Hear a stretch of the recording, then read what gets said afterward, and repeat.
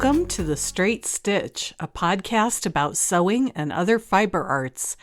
This is episode 120, and my name is Janet Szabo. I'll be your guide as we explore all things sewing. I hope that I don't sound too strange. I lost a crown off of one of my molars over the weekend, and I was able to get it put back on temporarily, but I had to visit the dentist at 7 o'clock this morning, and they had to do a little bit of work in my mouth, and so the left half of my face is still numb.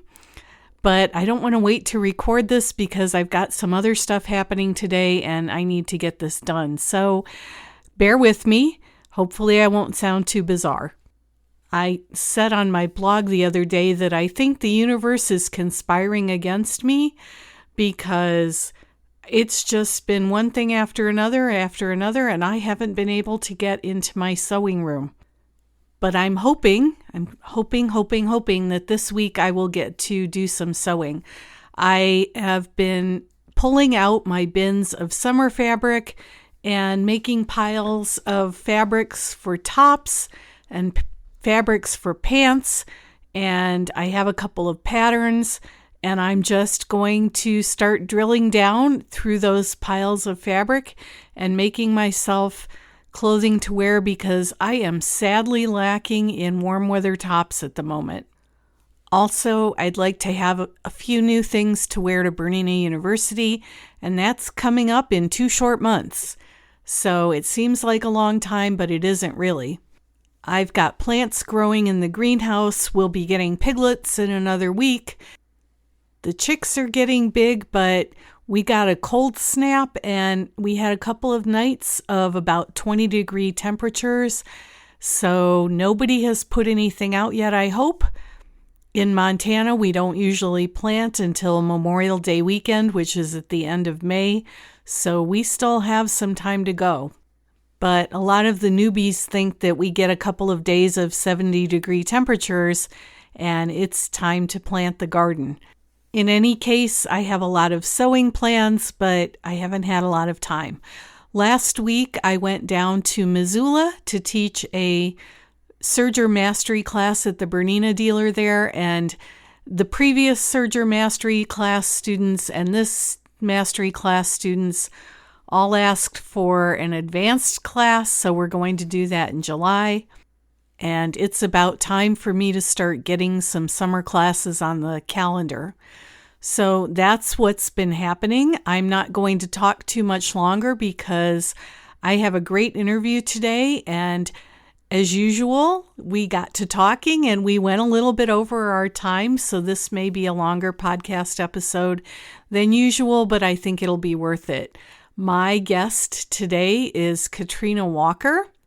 Katrina and I have been like ships passing in the night. We have been teaching at the same events, at Sew Expo most notably, but we've never had an opportunity to sit down and talk to each other. Katrina is amazingly talented. She went from a career in corporate banking to a career as a sewist, a designer, a teacher, an author. She is an ambassador for FOF and a sulky socialite. So she is all over the sewing world and does many online classes. Some of you may have taken classes from her either in person or online. And we had such a fun conversation. So without any further ado, I want to get right into it so that you can get to know Katrina even a little better. So welcome to the podcast, Katrina. How are you doing? Thank you. Doing well. It's a beautiful day. So great. The sheep are on the pasture. Life is good. Good. I hope that nice weather comes this way.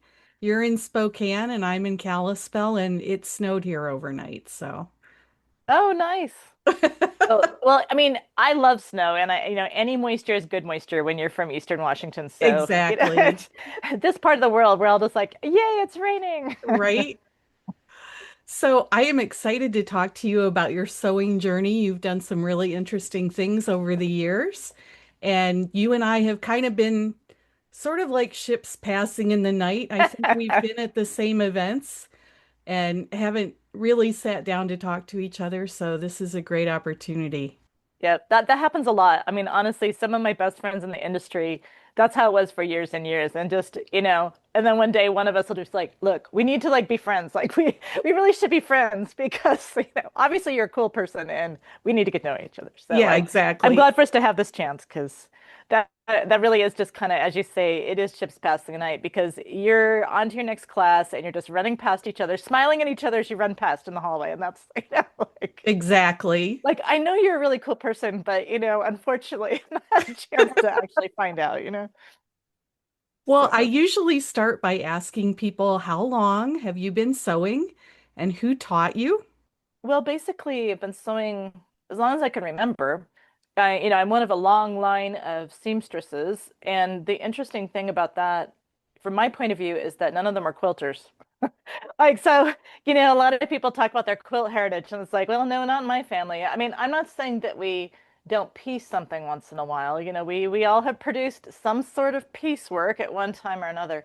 But like, when my grandmother actually had the only quilt that her mother had, so my great grandmother had sort of produced, and it was like an applique, and even she hadn't finished it.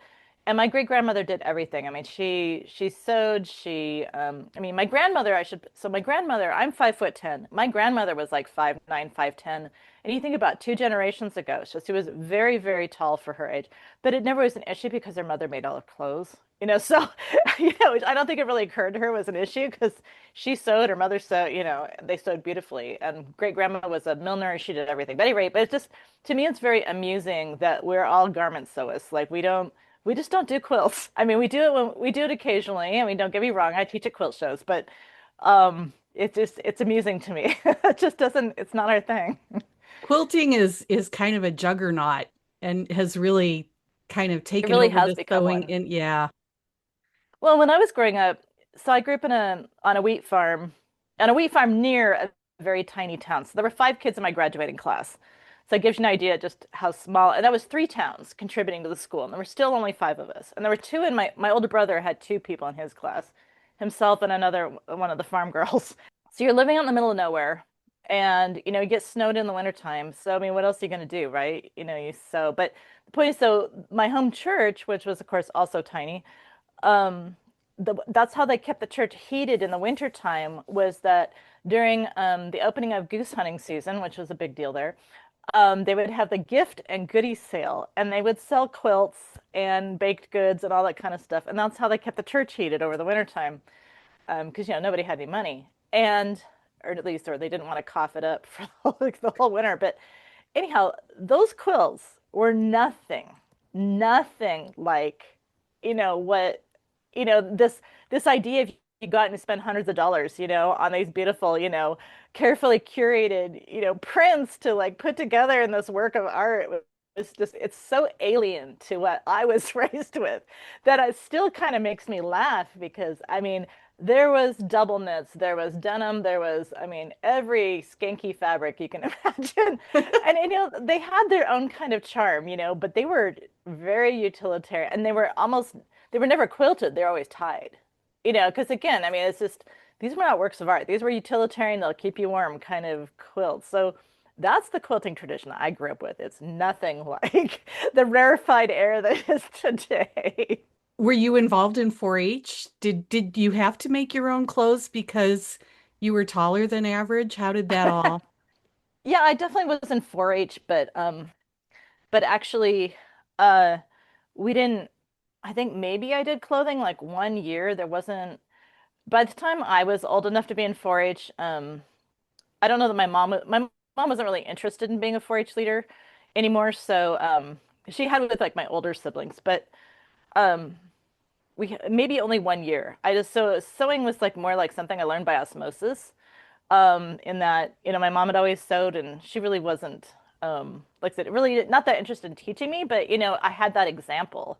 So it wasn't like I was totally abandoned to the woods, but it's not her thing, and that's not everybody's thing. And so, yeah, of course I did 4-H, FFA, you name it. Anything to get out of town, basically, I was, on board with that.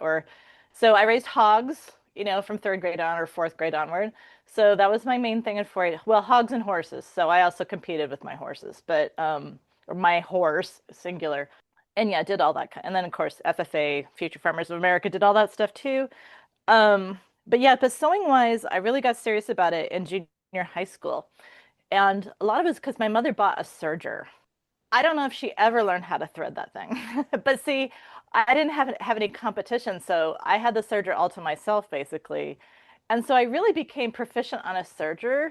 I mean, I knew how to use a sewing machine, but I really became much more proficient on the serger first, simply because I always had access to the serger. There were no competition. So, and that was the 80s. So, what we were wearing was stirrup pants and those like long sweatshirts, the kind of tunic sweatshirts and that kind of stuff. And back then, whether people remember this or not, but back then, at least where I grew up, most of the like kind of all-purpose stores had a fabric department. And so even our little dinky stores in Moses Lake, which was our closest, large town, would have, had actually a pretty decent fabric selection. And they actually had knits. And of course, I was probably the only one buying them. So I could whip up a pair of stirrup pants in like no time. So like made like all my shorts, stirrup pants. So it wasn't so much, I mean, it kind of was a necessity maybe because I was tall, but it was more just that I'm very fashion oriented and very, so that was a big thing for me is I wanted to make what I wanted to wear. So yeah, it was more a matter of want than necessity. But there wasn't not like we had a lot of opportunities to go clothes shopping either. It's not like we had Amazon back then. So probably a little bit of both. But I definitely, had the most awesome stirrup pant and coordinating sweatshirt wardrobe, because I made them myself. What was that first serger? Do you remember? It was yeah, I'm sure she still has it. I think it was an Elma. It was very basic, like little Elma 4-thread. I don't think I ever knew growing up that whole time that sergers could do more than just a 4-thread stitch. You know what I mean? So I just that's all I ever did. I don't think I don't know if the manual even said anything about doing 3-thread or flat locking or any of that kind of stuff. But the first machine I bought for myself, because I had a hand-me-down from mom, so the sewing machine. So the first actual new machine I bought for myself was a serger also, which my husband's niece now has. It's still running, and that was a FOF. So did you take that love of fashion into college with you? I went to Wellesley, which I mean is not exactly a place you go if you're interested in fashion.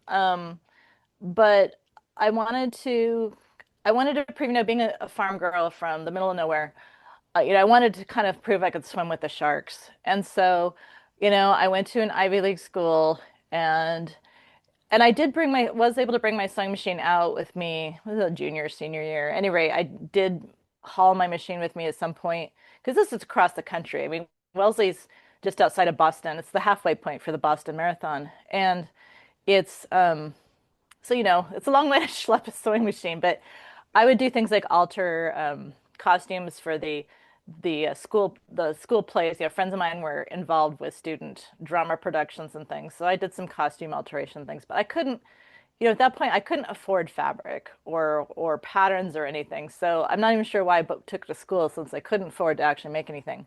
But I mean, I did some sewing when I'd be like home on winter break because I had a fabric stash, of course, already waiting there at home. But there was no time for any real sewing. But anyway, point is, so actually it was after graduating, I went to DC and like a good little Wellesley girl, I went into investment banking. And so I was working corporate finance and doing investment banking. Well, you have to have the wardrobe for that. And so I needed cocktail dresses for closing dinners. I needed suits, and things and business attire for day to day. Luckily, that firm was not unless we had clients coming in, we didn't have to dress. We actually the uniform was actually jeans and a polo button-down shirt. Polo, it had to have like it had to be polo, but at any rate, button-down shirt.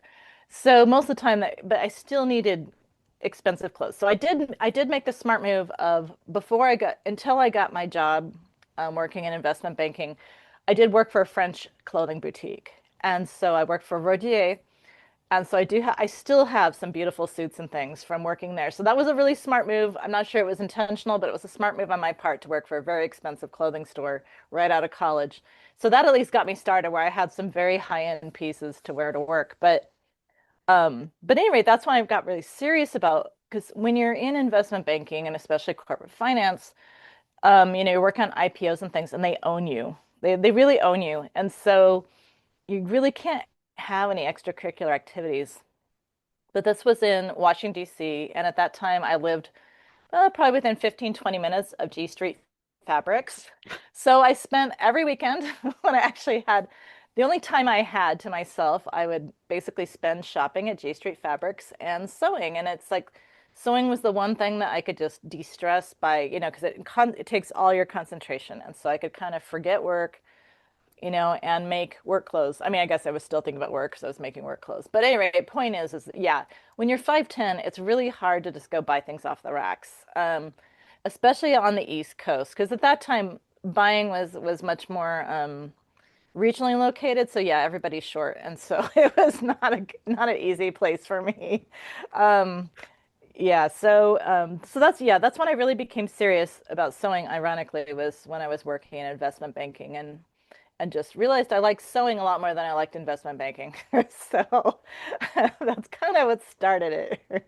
I'm chuckling a little because I think you and I are about the same age, and I also was in DC in the late 80s, early 90s. And I also went to G Street Fabrics in Yeah, Rockville. Yep. right, Yeah, it was a sister. great place. It was a great place. Remember the button room? Oh, yes. Absolutely. Yeah. Well, and then did you ever shop at was it Exquisite Fabrics down on K and I want to say K and 17th I think I went there downtown? once. It was kind of on my commute home. When the office was in downtown DC, I think I actually walked. It was near my metro station, and then we moved to Roslyn, sometimes I would if it was early enough. It was usually too late, but if it was early enough, I'd detour and go. That was Yeah, also but a really good store. They were always playing classical music from I forget the name of that station in DC, but they were always playing classical music from that radio station. Fun memories. And they always had advertisements for Veuve Clicquot champagne. Every time I hear an ad or see Veuve Clicquot, it always makes me think of shopping at Exquisite Fabric. so where did you go after DC? Well, I decided I didn't want to die at my desk like so many people do in that industry. It's just I looked around and the good thing about being a farm girl, I think, is that there's a whole different way to live life. And so, yeah, I looked around and I thought, there's just obviously not enough money in the world because all these people have big bank accounts and they never get to enjoy any of it.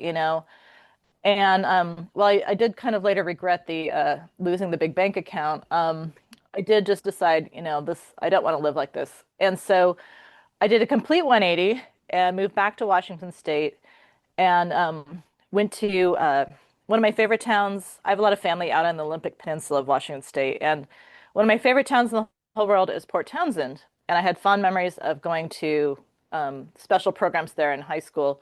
So, and I had a lot of family in the Sequim area, so I moved to Port Townsend, and I was hired to run the 4-H program for Jefferson County.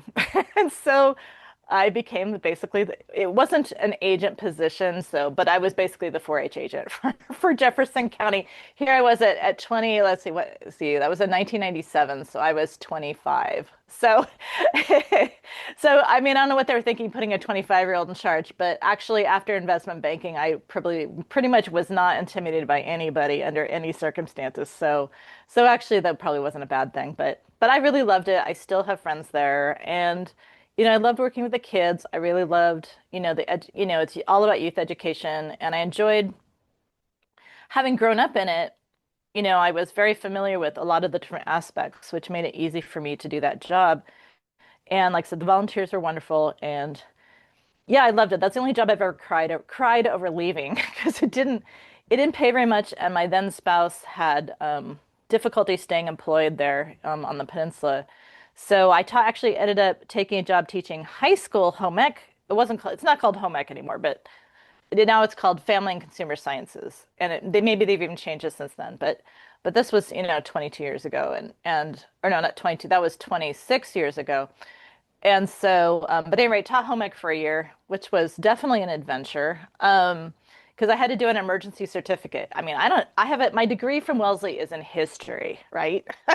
Nothing I've ever done in my life actually has anything to do with what as, as Janet's laughing and nodding. Yeah, it's like, it doesn't matter. I mean, I went to Wellesley. That's good enough for anybody. So they don't care what I majored in. So, any rate, yeah, so I taught high school for a year, and then in spite of having, I did it they gave me an emergency certificate because I was able to prove that I had X number of years of experience, doing various things, related things. And so, any rate, but the levy failed, and anyway, there were a lot of things went on, but the big thing is the levy failed, and so all the first year teachers were cut. Didn't matter what we taught, we were all across the board. We were all taken out. Rift. They call it reduction in force. We were all rift. And so at that point, I just was like, obviously this is not working. I'm trying to make a square peg fit a round hole. And so I said, screw it. I'm going into the fashion industry. So just go find out what that's like. And so through 4-H, actually, one of my 4-H, one of my 4-H agent friends elsewhere in the state, her sister was a buyer for Nordstrom, and she's like, "Yeah, go talk to Judy." And so I had an appointment to go talk to Judy, or actually, she'd set me up with someone. And that person, when I went over for my interview, the person never showed up, which is very not Nordstrom, right? And so she was, of course, horrified. So actually, I ended up talking to someone in cosmetics and then found myself a counter manager for this small skincare line in cosmetics, of all things, in Bellevue Square. And so, so I became a Nordy girl at that point. And as soon as I was able, of course, once you work for Nordstrom, once you get your foot in the door at Nordstrom, you can then apply for jobs within the company. And so I did my stint in cosmetics, and then went to work for Nordstrom Product Group in product development. So that's kind of, it was basically, I was tired of being poor, and moved to Seattle, or the Seattle area, and went to work for Nordstrom Corporate. So yeah, and that was my last real job. Well, um, I went through some transitions while at Nordstrom, and then eventually met my current husband, and so it's So while you anyway. were at Nordstrom, you were involved with the Make It Yourself with Wool Correct. contest. Can you talk a little bit about that? Sure. Well, I maintained throughout all this. I mean, I still stayed very much involved with 4-H. So when I was no longer county staff, then I actually went on to the state fair board, and I was on the state fair board for probably about 16 years, or maybe it was 14 years. Anyway, it was quite a while. And so I still stayed very heavily involved with 4-H. And one of our strong 4-H clothing and textiles leaders, county leaders, was also the chair of the Washington Make It with Wool competition.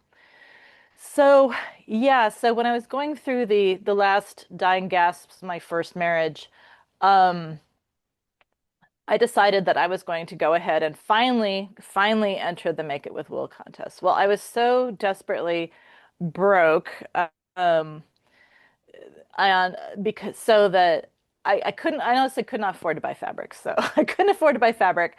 But because at that time at Nordstrom, my main role at Nordstrom Product Group was I was a raw materials liaison.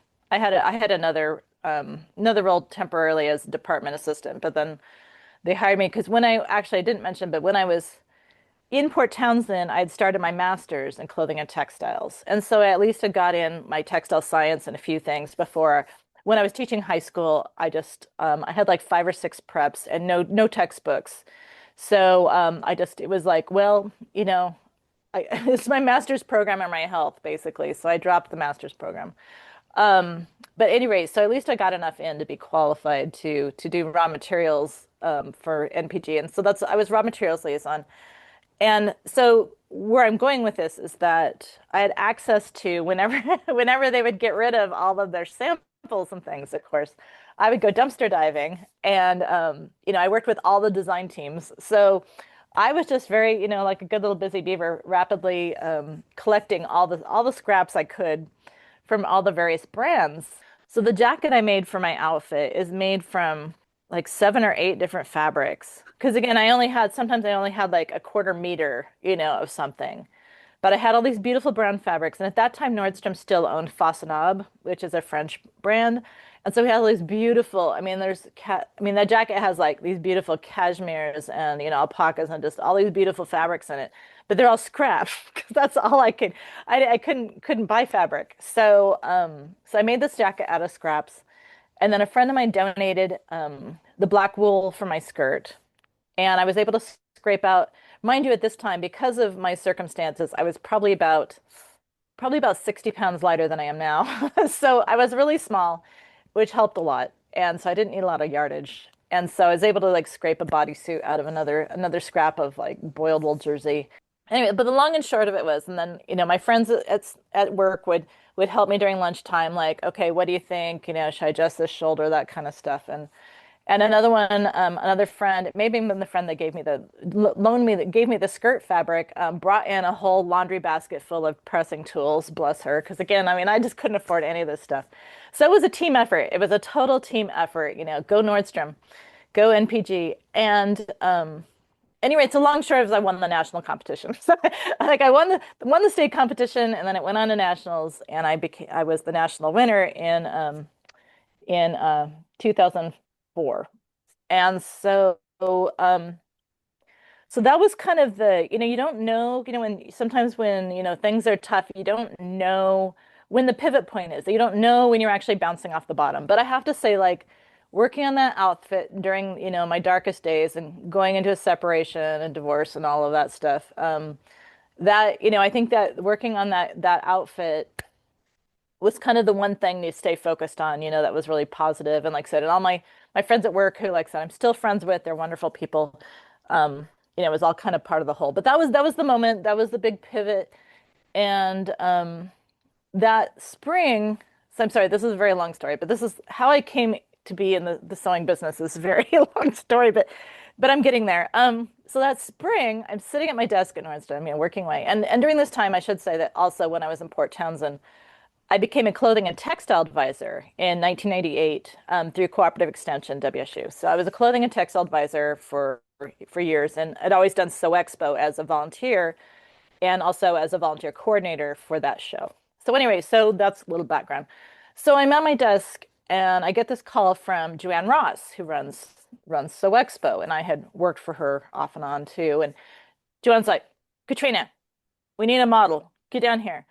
I'm like, Joanne, I can't because it's like, I know that, my hips, even when I'm skinny, I'm like 39 and a half inch hips, right? That was me in my 20s, as a slender person, 39 and a half.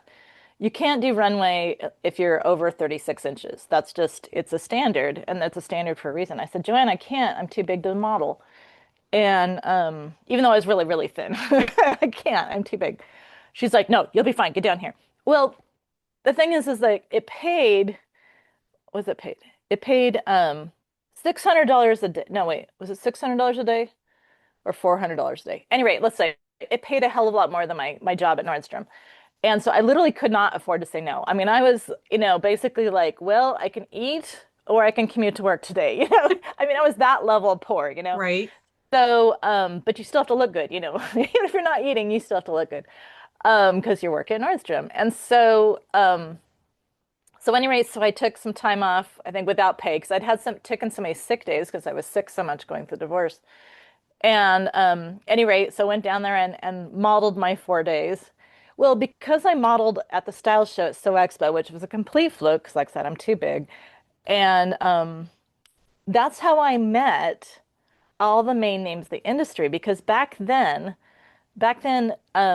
anyone who had like a large pattern collection or whatever had a style show. There were 6 of them a day at Sew Expo. They were very big. And so I did that show, modeled the show 2 years, faked it as best I could for 2 years. And that's how I got to know all these people became my mentors. So in a weird way, and of course I had just won that first year. I just won the National Make It with Wool contest. So I had my outfit there because when I was done modeling on that stage, I had to run across the fairgrounds and go model in, the coordinator always had like her own fashion show.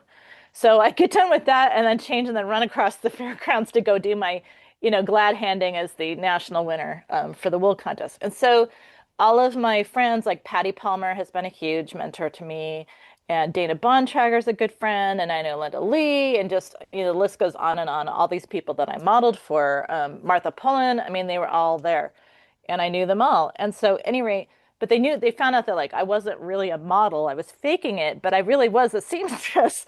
And so, like I said, it kind of gave me my credentials. And then it wasn't more than a month or two after that I met my second husband and was able to leave Nordstrom. And he's an entrepreneur, he's a software developer, has his own company. And so he made it possible for me to, basically build my own business and to go into business for myself full time in education. And it was all, I was able to make good use of all of those wonderful mentors in the sewing industry to leverage that into, I started writing for the magazines because, we used to have magazines back then. So I started doing a ton of publishing, a lot of writing, a lot of designing for those. Um, that was part of the, and of course, teaching more on a national level. Um, Instead of, I'd been teaching locally for years through 4-H and everything, but started teaching on a national level. And anyway, the rest is history. But sorry, it's such a long story, but No, it's been that's a kind of great it's story. kind of convoluted. But there was a lot of serendipity. I've been very, very blessed. But a lot of it too is though it's the if you want to be a professional in our industry, my opinion is that you have to be willing to do whatever it takes. That door may open for you, but if you're not willing to drop work nights, weekends, what have you, to make it happen, then you don't have what it takes. Like, sorry. I know I've had a lot of friends, oh, I want to do what you do. And back then, again, like I said, we had the magazine stuff. I'm like, well, such and such magazine has, they're doing a call right now for oh, well, I don't know if I really, and it's just like, well, sorry, I'm out. It's like, if you're not willing to do what it takes, whatever it takes to walk, I mean, the door may open, but you've got to be willing to bust your behind to make it happen. And not everybody is interested in doing that, and that's fine. That's great. No one says you have to do this for a living. I mean, honestly, it kind of sucks a lot of the joy out of it, to be perfectly frank. Yes. Right? I look forward to retiring so I can sew. I mean, that's the honest to God truth. I sit here and I actually have a home deck, a former remember Fabricland, a former Oh, Fabricland, a yes. home deck rack in front of my face right here. My camera's mounted to it, and it's got bolts and bolts of silk dupioni, and there's a whole row of Japanese obi that I've collected hanging off of it, and this is what I look at when I'm filming. It's a rack of fabric, and I'm just like, okay, next jacket. It's just like I just can't wait. Well, no, that's a great story. And it sounds like you're right. A lot of serendipity, a lot of things that maybe didn't seem connected at the time, but For when you sure. look back, led to this career. And you're absolutely 100% right that the door may open, but you've got to walk through it.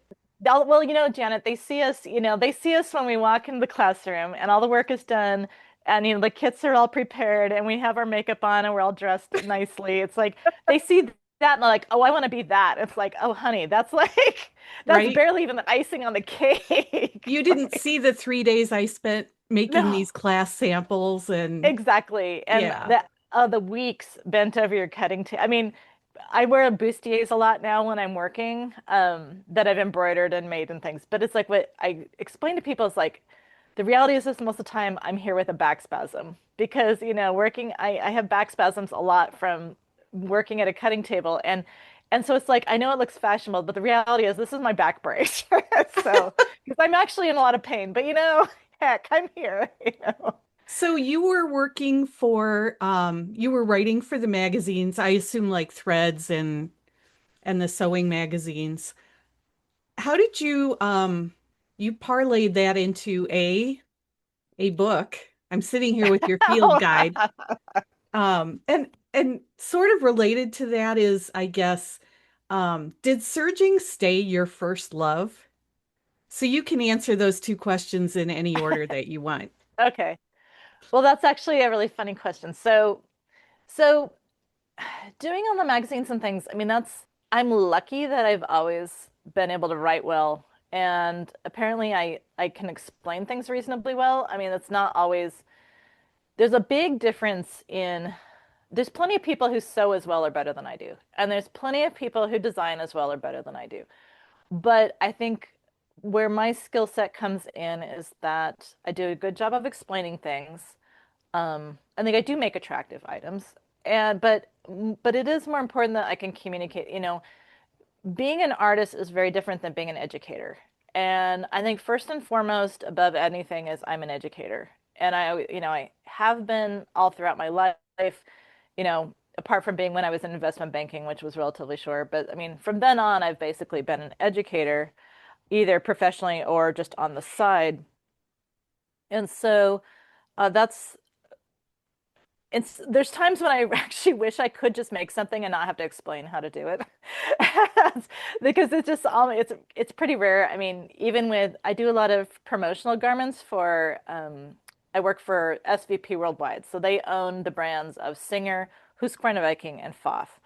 And so I'm the person that does the garments for like their advertising campaigns and things. And so, but even then, a lot of times I have to explain a part of it, or here's how you do this, or this is like it's just like there's times like, can I just make something and not have to like explain how it's done? But that's actually my skill set. I think that's been very valuable. So yeah, so parlaying that into education was pretty natural because it's like you're already explaining it all. And I'm not actually I have to say that the magazine work for me is sometimes really hard because I'm not a project person. I like to teach techniques. I like to teach techniques and skills. I don't like being told what to make, and so I don't like telling other people what to make. So I would much rather, most of my classes are more like, here's how to do this specialty seam. Here's how to do this. Here's how to do five different types of zippers. And it's like, now go forward and you do whatever you want with that. It's not, that's more me. I don't really like designing projects. So I always have to kind of grit my teeth. I'm like, just make something pretty. They'll like it, it's like, and then explain how to do it. But going back to the serger, so like I said, I don't know if that makes any sense, but to me, it's like that and actually teaching classes is all kind of part and parcel of the same thing. But the serger book, it's funny. Sergers really, I mean, I've always used them, but honestly, no, they really haven't been a big priority for me. It's just they've been kind of just background.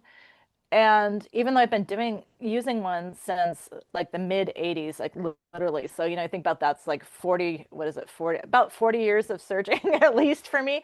I'm only in my like mid 50s and I've already been searching for 40 some years. But I mean, it's the truth. But it's not, I'm really much more interested in more sewing techniques and fancy seams on garments and deconstructing, how designer garments are made.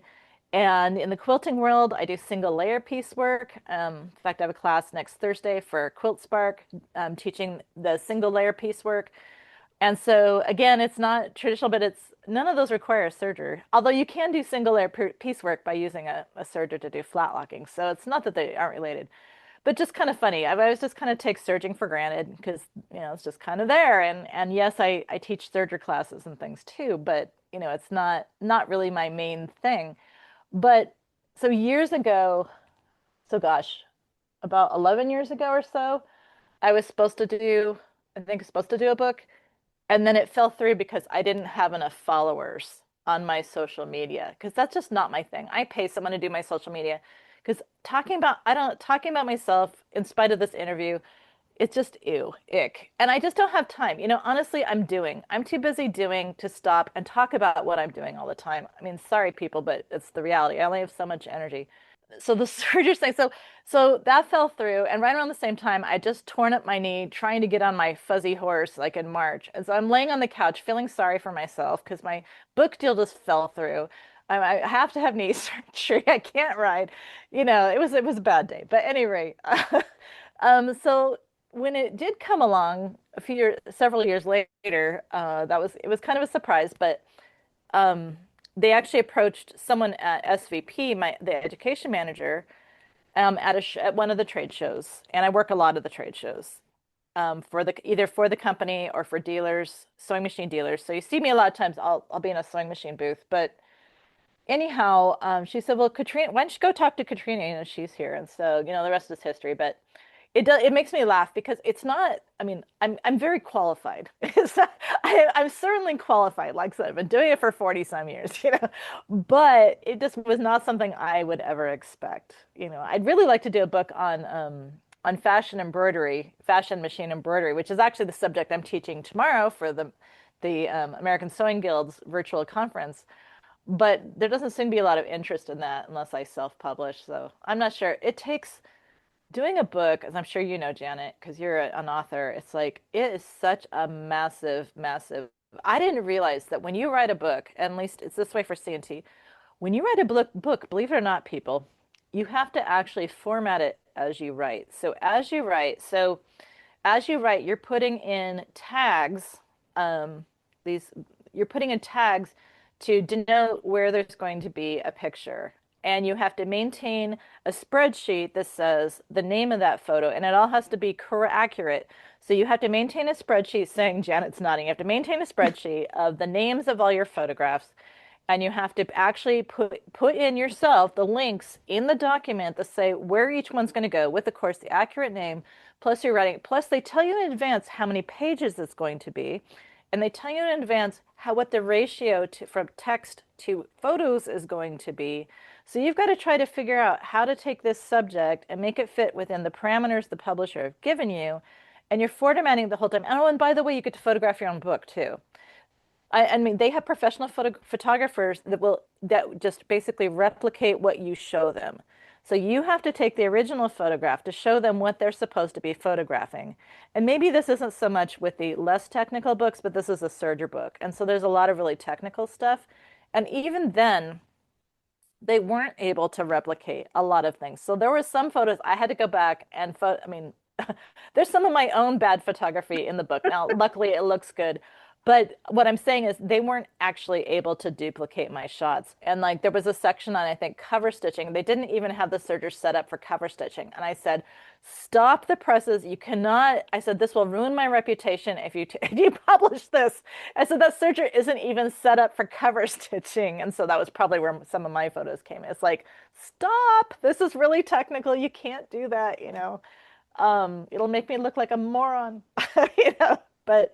but yes, so, again, people think they want to write a book. That's great. Go for it. I encourage you, go for it. But just understand it is such tremendous work. And, in reality, has it really paid for all the work I lost during all the months that I spent putting into this? Maybe not. So you have to look at that too. It's like, oh, well, yeah, you're getting royalties, for however many, for decades or whatever down the road. Number one, they're not as much as you probably think they are. And number two, you have to consider all the income you lost from all the gigs that you had to give up because you didn't have time to do them because you were working on the book.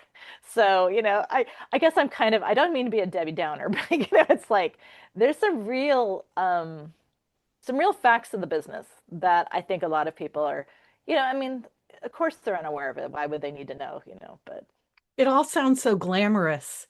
right? Oh, doesn't it? Yeah. Yeah. Yeah, I I never get go on vacation. people, I work 7 days a week. I It's know, really I get glamorous. people who are like, I want your life. And I'm like, no, you probably No. don't. No, I say the same thing, Janet. I'm like, you go shopping. You do all these things. Like, I don't have time to do any of that stuff. Right? I work 7 days a week. I have no life. Well, so that brings me to another question. Besides all of the sewing that you're doing, you have a farm Yep. and you have sheep. So can Yep. you talk a little bit about your sheep? And I'm a former, I don't do it anymore, but I did hand spinning for a long time and Woohoo! yeah, so You still could. I'll loan you a wheel.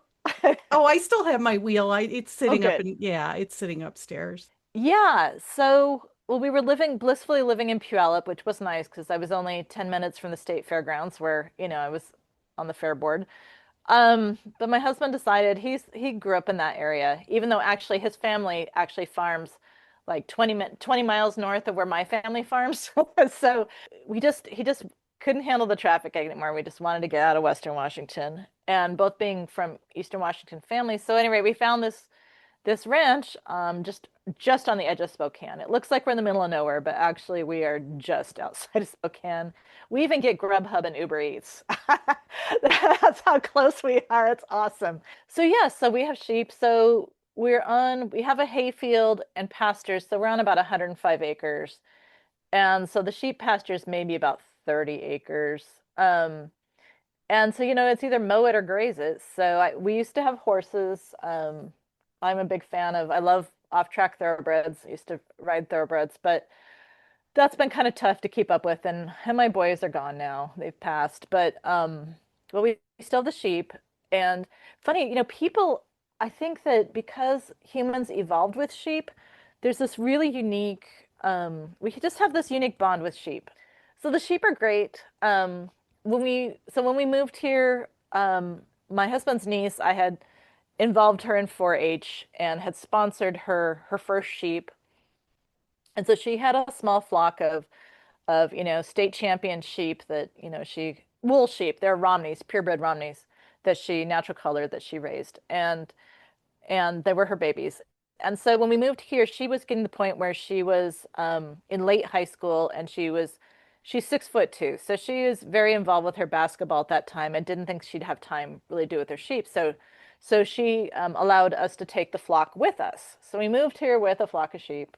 I think what did we start with, 5 or 6 sheep, and then we've added on over time. So yeah, it's very idyllic. So I produce wool under the Spoiled Sheep label. So if you go to spoiledsheep.com, you can read their little biographies.